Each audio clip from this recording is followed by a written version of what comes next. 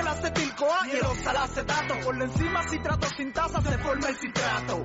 Y el citrato se deshidrata.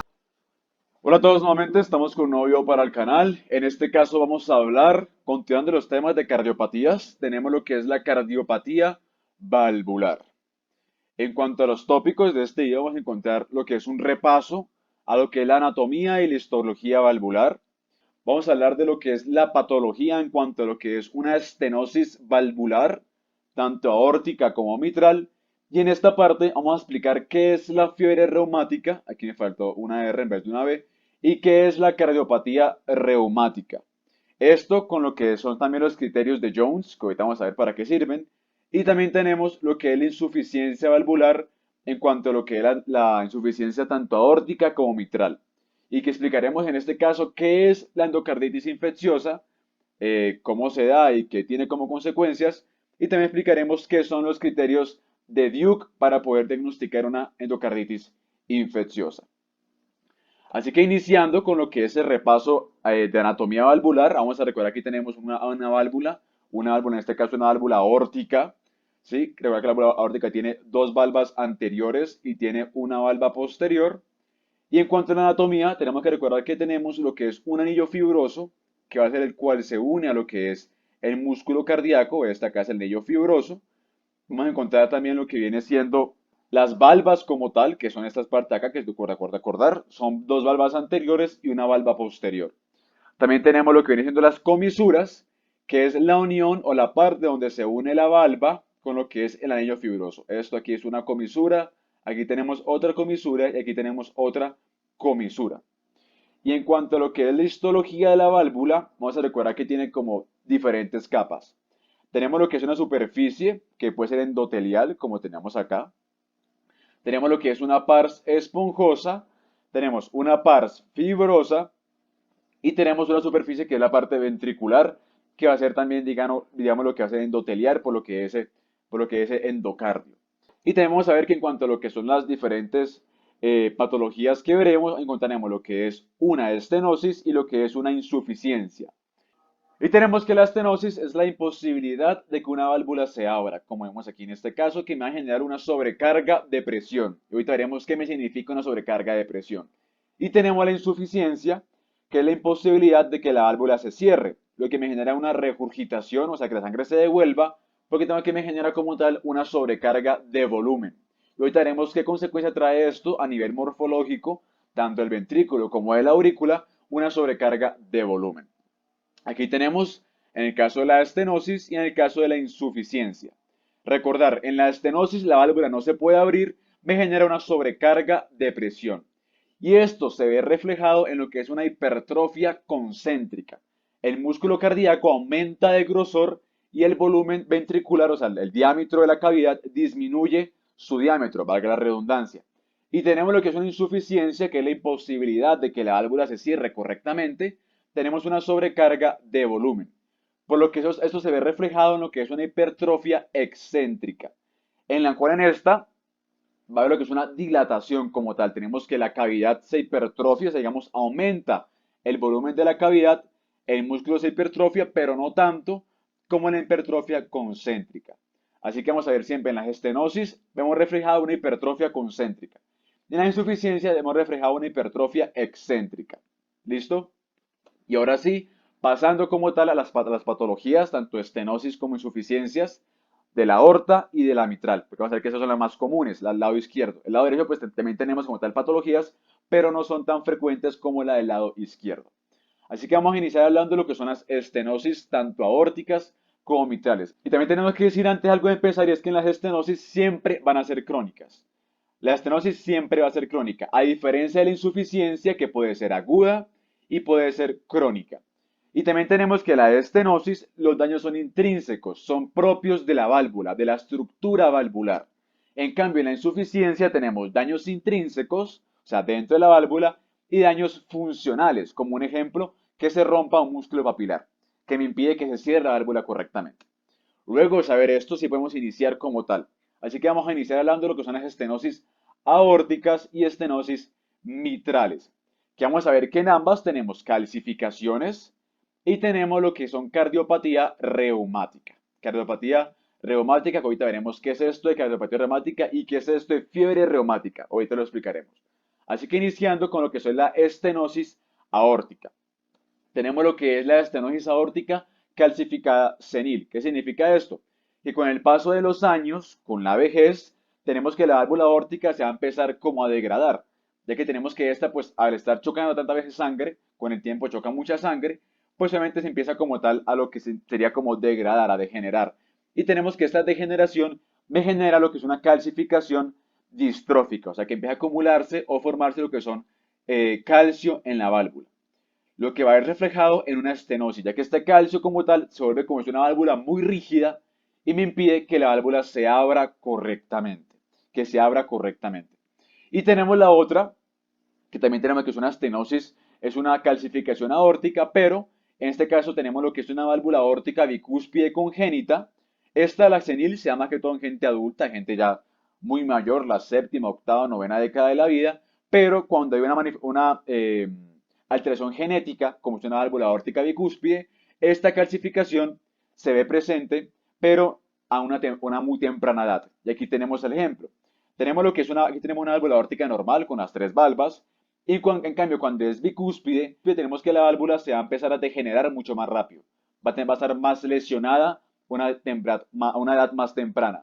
Por lo que me genera como tal que la calcificación se vea mucho más temprana, a diferencia en la calcificación senil. Pues, obviamente, digamos, el proceso es muy parecido, se calcifica, se endurece la válvula, lo que me genera que haya una imposibilidad para que esta válvula se abra y como consecuencia tenemos lo que es una hipertrofia concéntrica, como ya dijimos.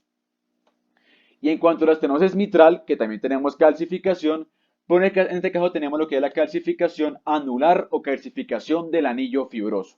¿Qué significa esto? Recordemos el anillo fibroso de la anatomía. Y tenemos que ese anillo fibroso, que va a ser toda esta porción de acá, se va a empezar a calcificar. En ambos casos se calcifica, tanto la mitral como la aórtica. Pero en este caso la mitral se calcifica lo que es el anillo fibroso. Obviamente también esta calcificación me impide que la válvula mitral se abra correctamente. Aquí tenemos en este corte lo que es la calcificación. Vemos cómo esa calcificación puede penetrar a lo que es el miocardio que tenemos acá. Vemos todo esto.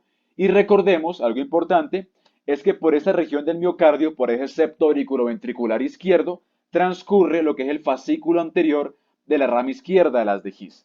Tenemos lo que es el haz de His que se divide en rama derecha, en una rama izquierda que a su vez se divide en fascículo posterior y un fascículo anterior de la rama izquierda de las de His. Que este fascículo anterior me va a pasar por lo que es este septo auriculoventricular del lado izquierdo, por lo que si este septo está calcificado puede llegar a comprometer a este fascículo anterior y generarme problemas de conducción como verse reflejado en lo que son arritmias o fibrilaciones tanto auriculares como ventriculares. Y tenemos que también recordar que en la estenosis hablamos de cardiopatías reumáticas, tanto en la aórtica como en la mitral. Y vamos a ver que esa cardiopatía reumática es el evento tardío de una fiebre reumática. Pero para entender esto, tenemos que ver qué es como tal la fiebre reumática. Tenemos que la fiebre reumática, me faltó colocar esto como un hipervínculo, pero bueno, fiebre reumática como tal va a ser una infección aguda y la cardiopatía reumática es una infección crónica. Y tenemos que la fiebre reumática es común en niños luego de padecer una faringoamigdalitis. Esto acá es una faringoamigdalitis muy típico de los niños, pero tenemos que debe ser una faringoamigdalitis causada por una bacteria, el cual es el estreptococo beta hemolítico del grupo A. Así que tenemos el cuerpo humano, al infectarse por esta bacteria genera una faringoamigdalitis, que nuestro cuerpo genera una reacción inmunológica generando anticuerpos para esta bacteria, como es el antiestreptolicina y como es el anticuerpo para lo que es la proteína M. Pero desgraciadamente, luego de matar a la bacteria, de atacarla y destruirla, estos anticuerpos quedan en la sangre, que es como lo que siempre debe ser. Pero tenemos que estos anticuerpos para la proteína M y para la antiestreptolicina se van a parecer mucho a unas proteínas o estructuras que tenemos en el corazón, tanto en el corazón como en el cerebro, pero mucho más en el corazón. Por lo que el cuerpo va a generar lo que es una reacción autoinmune frente a estas proteínas del corazón. Y va a verse reflejado lo que es una inflamación, una pancarditis, de que puede inflamar tanto el pericardio, el miocardio y el endocardio. que tenemos que la fiebre reumática se ve reflejada en una pancarditis. Y tenemos que esa, al infectar y al destruir como tal parte del corazón debido a esos anticuerpos que reaccionan contra el cuerpo que tenemos acá, encontramos en la fiebre reumática, en ese músculo cardíaco, estas estructuras que son muy típicas, que son los cuerpos de Askoff, los cuerpos de Askoff. Estos son los hallazgos morfológicos característicos de una fiebre reumática, los cuerpos de Askoff, que como para identificarlos había puesto esta imagen del villano de Chicken Little, que tiene un parecido a los cuerpos de Askoff. Y también tenemos que saber que algo característico de la fiebre reumática es la presencia de las vegetaciones que tenemos acá, vegetaciones. Pero esas vegetaciones vamos a ver que no son bacterianas, no tienen como tal el microorganismo. Ya que tenemos que saber que la fiebre reumática, o sea, tenemos lo que es la faringoamigdalitis, ¿listo? Destruimos la bacteria y luego de que la bacteria ya no se encuentra en la sangre, tenemos como tal el anticuerpo. Así que tenemos que estas vegetaciones no están infectadas, no están infectadas, ¿listo? Por lo que tenemos que los trombos, porque siempre que tengamos una vegetación se pueden generar trombos, estos trombos no van a ser trombos sépticos. Ahorita vamos a ver bien qué son trombos sépticos. Pero luego de saber que es una fiebre reumática, que es el proceso, entre paréntesis, agudo, vamos a hablar de lo que es la cardiopatía reumática, que es el proceso crónico. Se da después de más o menos 10 años de que la persona tenga la fiebre reumática. Y tenemos que en la cardiopatía reumática tenemos también lo que son las vegetaciones que hablé anteriormente, que son vegetaciones como lineales. En toda esta parte valvular tenemos la vegetación. Y tenemos que aquí tenemos la típica imagen de una vegetación. De aquí tenemos lo que es en este caso una válvula. Vemos aquí lo que son las vegetaciones en punticos. Y tenemos que debido a la constante lesión que tiene esta válvula, se empieza como tal a unir, se empiezan a unir las cuerdas tendinosas, como vemos acá. Si como digamos el cuerpo intenta reparar lo más que pueda, y tenemos lo que son unión valvulares mediante esas cuerdas tendinosas. Y también tenemos lo más característico, es esto, en cuanto digamos una válvula, en este caso una válvula mitral, tenemos lo que es la aparición de puentes fibrosos. Tenemos una válvula normal con sus vegetaciones y debido a que está siendo como tal atacada por las vegetaciones, tiene que empezar a recuperarse. ¿Y cómo lo va a hacer? Formando lo que son puentes fibrosos que tenemos acá. Los puentes fibrosos, pues obviamente lo que va a hacer es impedir que la válvula se abra, ¿no? Porque está muy junto como tal las válvulas e impide que esa se abra correctamente. Y también tenemos algo que importante que es la calcificación. Obviamente, al ser una válvula que está lesionada, se va a empezar a calcificar mediante una calcificación distrófica. Y también encontramos algo característico de la cardiopatía reumática, es la presencia de lo que es la angiogénesis, como vemos acá. Tenemos lo que es la angiogénesis. Y también encontramos las cuerdas tendinosas muy elongadas y también, como recordar, se están uniendo cada una de esas para intentar, como tal, el cuerpo recuperar esta cardiopatía reumática. Y para poder diagnosticar o para saber si alguien tiene fiebre reumática, tenemos que poner en práctica los criterios de Jones, los cuales tenemos aquí a continuación. Que tenemos criterios mayores y tenemos criterios menores. Y tenemos que tiene como digamos un patrón. Tenemos entonces que los criterios mayores, más característicos, o lo que tenemos que hallar una persona, va a ser la presencia de una carditis, una pancarditis, como dije anteriormente. La fiebre reumática me genera una inflamación generalizada de todas las capas de corazón, una pancarditis. También tenemos lo que es una poliartritis, lo que es también, digamos, una coria. También tenemos la presencia de nódulos subcutáneos y lo que es un eritema marginado. Esto en cuanto a los criterios mayores. Y en cuanto a los menores, tenemos los diferentes datos clínicos, como la presencia de fiebre, más de 38 grados. También tenemos la presencia de artralgia, dolor en las articulaciones. Y que también tenemos lo que son datos de laboratorio, como son, digamos, la BSG elevada, una velocidad de sedimentación elevada, la cual tenemos que va a ser mayor de 60 milímetros por hora. También tenemos lo que es una proteína C reactiva, la cual se encuentra elevada, mayor de 30 miligramos por decilitro. Y también tenemos lo que es un intervalo PR prolongado. Y ahora, estos criterios como tal nos sirven porque si digamos para poder diagnosticar fiebre reumática tenemos que tener dos opciones. O tener únicamente dos criterios mayores, como puede ser una carditis y una coria, un ejemplo, o contar con un criterio mayor, como puede ser una carditis, una pancarditis, y con dos criterios menores, como puede ser fiebre y como puede ser BSG alta, más la presencia de un cultivo positivo, el estreptococo beta hemolítico del grupo A. Esto en cuanto a lo que son los criterios de Jones para poder diagnosticar una fiebre reumática.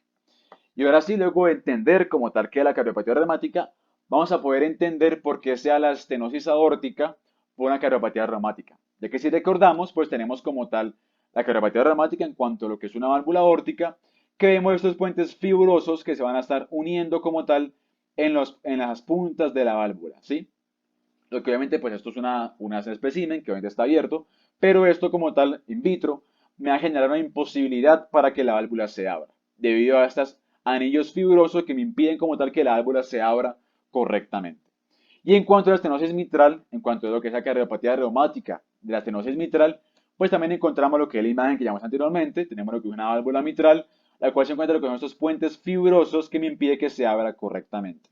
Junto también a lo que es esta calcificación típica de lo que es esta cardiopatía reumática. Y también pues recordar lo que ya dije anteriormente, obviamente pues al no poderse abrir correctamente la válvula, genera lo que es un flujo turbulento y tenemos trombos. Pero recuerda que digamos aquí no tenemos como tal la bacteria, porque la bacteria ya ha sido eliminada. Así que tenemos lo que son trombos asépticos, o sea, no son trombos sépticos, trombos que no cuentan como tal con el microorganismo.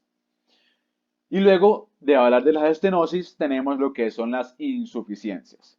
Recuerda que las insuficiencias pueden ser agudas y pueden ser crónicas.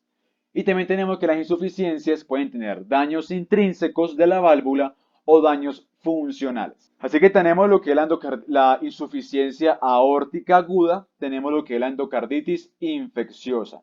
Y en cuanto a la insuficiencia aórtica crónica, tenemos diferentes. Tenemos la dilatación aórtica degenerativa, síndromes como el Marfan y lo que es el aneurisma sifilítico. Y vamos a ver también que en la insuficiencia aórtica mitral también encontramos lo que es la endocarditis infecciosa.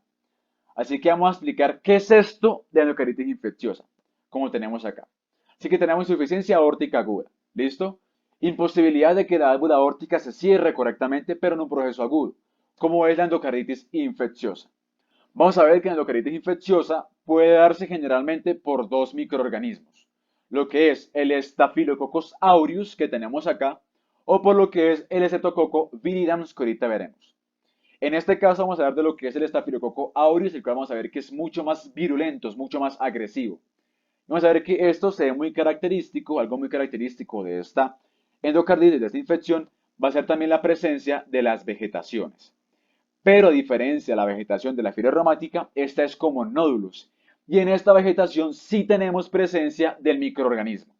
Así que tenemos que la definición de esta vegetación va a ser lesiones friables, voluminosas, como vemos acá, voluminosas, que son potencialmente destructivas. Ahorita veremos el porqué, más que todo por este microorganismo, el cual contiene fibrina, contiene células inflamatorias, como son neutrófilos, porque es un proceso agudo, y también tenemos lo que es la presencia del microorganismo dentro de esta vegetación. Y veamos cómo se ve la vegetación como tal, en nódulos alrededor de toda la válvula, como tenemos acá, es una vegetación con el microorganismo. Y en cuanto a la macro, este microorganismo, que es muy virulento, el Staphylococcus aureus, me va a generar lo que son los abscesos. Tenemos lo que es una válvula aórtica bicúspide congénita, y tenemos que al generarse esta endocarditis infecciosa en esta válvula, me genera como tal una destrucción total de esta válvula y la presencia de unos abscesos como tenemos acá. Y como dije anteriormente, obviamente a esta vegetación estar literalmente infectada por el microorganismo, pues tenemos la presencia de trombos sépticos. Al haber un flujo turbulento, debido a esta vegetación, tenemos que se forman trombos, pero como están contaminados, tenemos que se llaman trombos sépticos. Que el peligro de los trombos sépticos es que puede viajar por todo el sistema, por todo el cuerpo e infectar diferentes órganos, como es el ejemplo de una glomerulonefritis, como tenemos acá, con una inmunofluorescencia. Y tenemos en cuanto a lo que es la insuficiencia aórtica crónica, ¿sí? O sea, la imposibilidad de que la válvula se cierre correctamente, pero un proceso crónico. Y encontramos lo que es la dilatación degenerativa de la aorta. Vamos a ver qué es esto. Recordad, tenemos que saber que, digamos, que con el paso de los años, con lo que es la vejez, pues tenemos que la aorta se va a empezar a dilatar. Se va a empezar a dilatar como tal la arteria aorta. Por lo que tenemos que si la aorta normalmente es así, tenemos una válvula seminal aórtica, pues digamos que normal, al dilatarse, al estar tan grande, pues tenemos que la válvula aórtica también tiene que dilatarse. Y esta dilatación pues obviamente imposibilita que la válvula se cierre correctamente. Así que tenemos un proceso crónico de insuficiencia aórtica dilatación degenerativa de la aorta.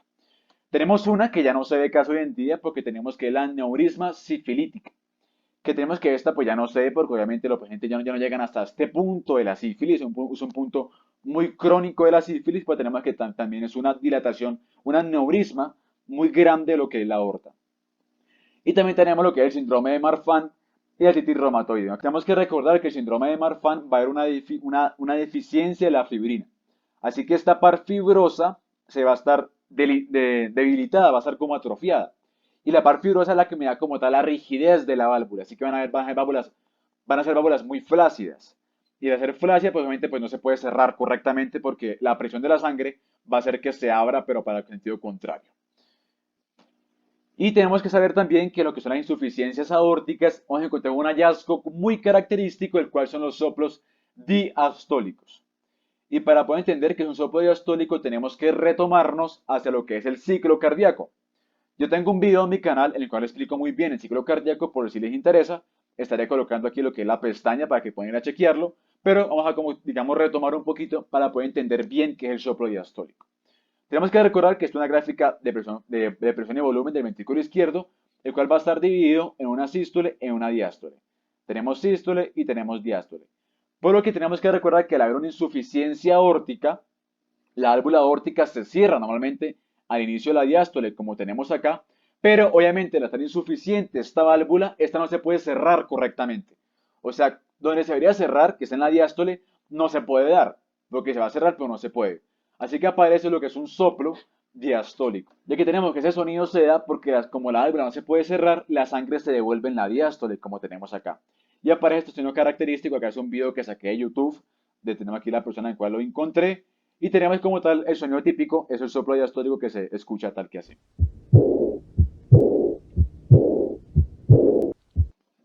Entonces, claro, tenemos el primer sonido, que es un sonido fisiológico, que es el cierre de la válvula mitral, el cual se escucha bien, pero al momento de cerrarse la válvula aórtica, al estar insuficiente, la sangre se empieza a devolver y me genera este soplo diastólico, que es lo característico de la insuficiencia aórtica crónica que tenemos acá.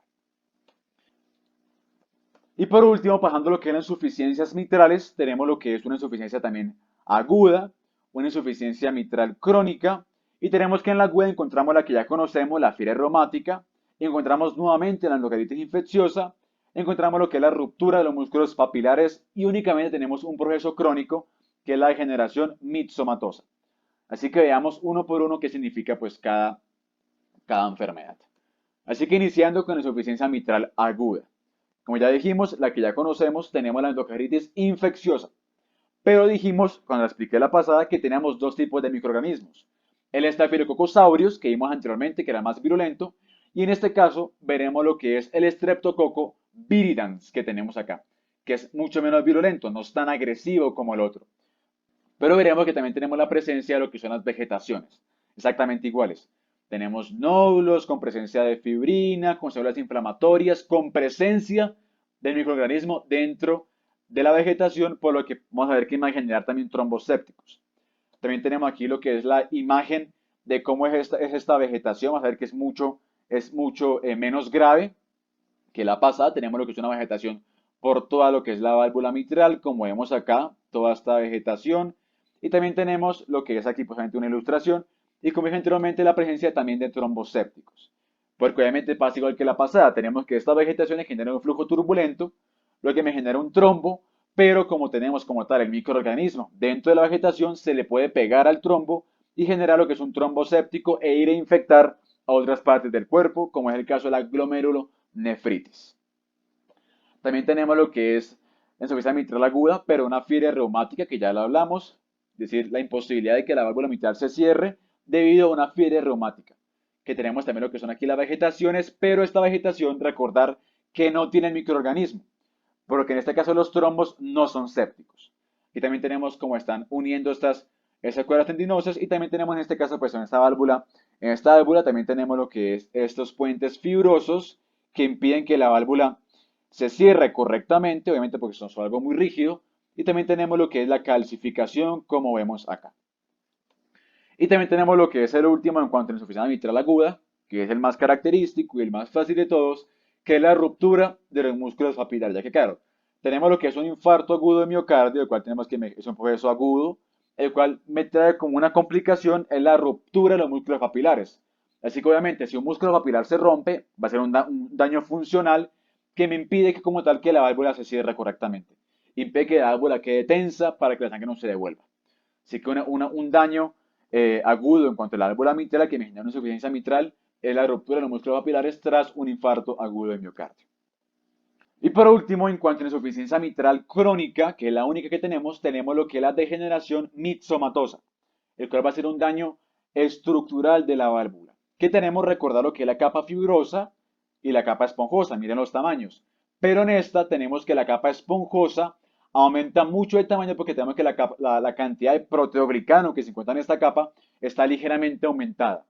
Y en cambio la pars fibrosa se encuentra atrofiada, como vemos acá. Comparen este grosor con este grosor. ¿Y esto cómo se ve reflejado? Pues obviamente, si la válvula normalmente tiene gran capa fibrosa, porque eso es lo que permite como tal la rigidez, al disminuir la capa fibrosa y aumentar la capa esponjosa, pues la válvula va a quedar como flácida. Y, a, y va a aparecer lo más característico que son estos abombamientos, como tenemos acá en la válvula mitral. Y obviamente, la sangre se intenta devolver como algo normal, pero al estar eso tan flácido, se generan lo que son esos abombamientos de la válvula mitral, como tenemos acá. Aquí también tenemos lo que son los típicos abombamientos chiquiticos y también tenemos lo que es la presencia de unos trombos que se encuentran pues en esta aurícula izquierda. Y también veremos que algo característico de las insuficiencias mitrales es el soplo alosistólico. Ya hablamos del soplo diastólico en la insuficiencia aórtica, pero en la mitral también tenemos un soplo, que es el soplo alosistólico, que dura toda la sístole. Así que nuevamente recordemos lo que es el ciclo cardíaco, que se divide en dos, en una sístole y en una diástole. Y recordemos que la válvula mitral normalmente se cierra en sístole, como tenemos acá, por lo que la insuficiencia de la válvula mitral se va a ver reflejado con un soplo sistólico, con un soplo en la sístole, como tenemos acá. Y se escucha característicamente como tenemos en este video sacado de YouTube, el cual se escucha tal que así.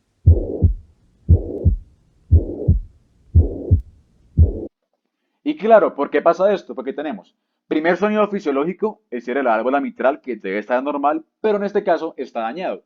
Entonces la sangre se devuelve y al devolverse tenemos este soplo que dura toda la sístole, a lo sistólico.